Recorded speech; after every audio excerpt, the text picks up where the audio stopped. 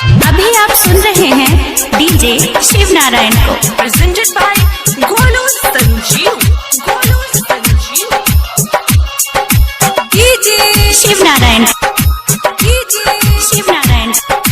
DJ Shiv Narayan, DJ Shiv Narayan. सच कहिले सुनाए भैया सुनला तानी ध्यान लगाए ऐसन वायरस आइल बाटे सबके भइल बा परेशान तेजी तेजी से फैला ताटे ऐसन फैला ताटे हवा खोदला पड़ना मिलता दावा घर से केहू बहरी जाई मुंह में मस्का जरूर लगाई मीट मछली के छोड़ा खाइल ना तो जिंदगी नाश हो जाई चीन से आइल बाटे इंडिया उड़ गइल बा सबके निंदिया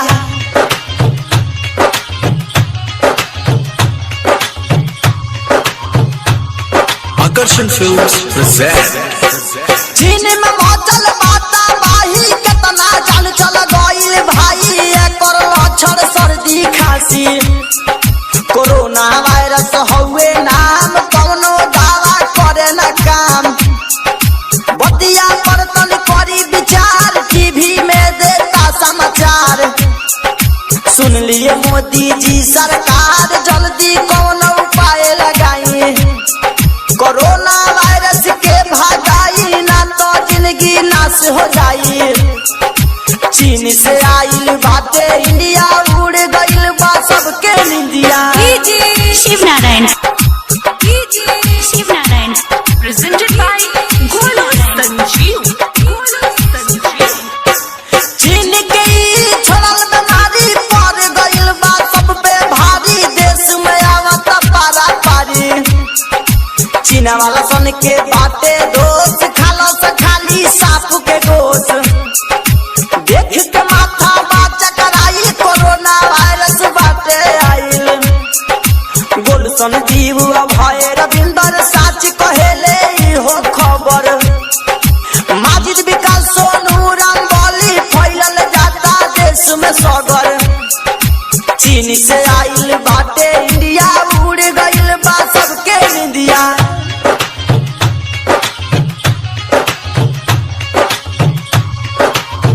Akarshan Films present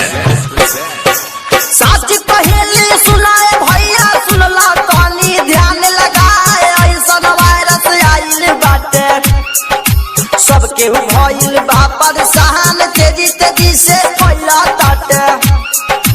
ऐसन फैला ताटे हवा खोजलो पड़ना मिलता दावा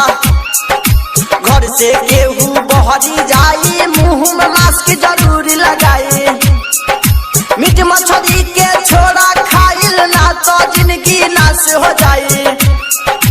चीन से आइल बाटे इंडिया उड़ गइल बा सबके निंदिया Lapanga Music present